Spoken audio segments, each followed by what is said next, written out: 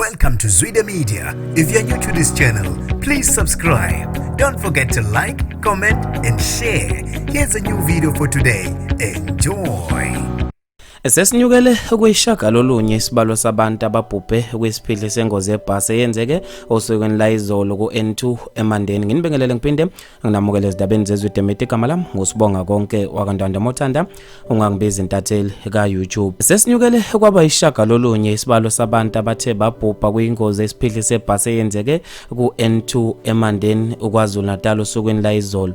Le ngozi yebhasi edalwe uqhuma kwesondo maqede labe seliluze control lapha laze layophoseka ehlathini kube sekushona abantu abayisikhombisa kwanyukela kwaba ishaka lombili kanti namhlanje kubuya ukuthi sebenyukele kwaba ishaka lolunye. Kubuya ukuthi ke ibhasi belithwele abantu abazalwane abawu88 liqhunyelwe ithayi lagenqeka kwabe sekushona ke abantu ujuqa abanye bathola imhuzuko kodwa umshayeli ube sekhona okusinda. Abantu ke namanje balokhu bembabaze njalo khona lapha ezinkundleni zokuxhumana ngaso lesiphihli sengozi. Uthwasa Melusi Fakuthi uthe le ngozi isihambise kabuhlungu uze kwaphoqa ukuthi sisebenzise umgwaqo omdala njengoba uN2 ubuvalwe thaqa. Ngithi nje dudu kwabadlulelwe izihlobo bese ngibafisela ukululama okuphuthumayo kwabathe balimala.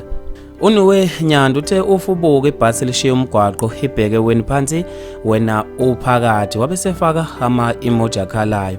Usihle Brown uthe kuzo zonke ingozi ezenzeke ku N2 ngiyasola khona lona ezingamlandanga ihlobo zakhe khona okungenzeki ukuthi ngiyena osedala ingozi. Sikhumbule phela nangapha uma ubheke eThekwini kwakunentombazane eyayihlupha yaseNdiya eChadwethe ku highway maybe ke ku N2 isifuna ukufakelwa ibuko lento. Intatheli nazo kumele isukume nama camera ikhona ukuyobuka umgwaqo ukuthi ngabe kwenze njani. Bafethu maningi kakhulu ama comment ngizofisa ukwazi ukuphala kwakho ngalo lo daba khona lapha kwi comment section. Mina nje ngitathela YouTube sengiphuma kanje ngithi awungibambe evidweni elandelayo.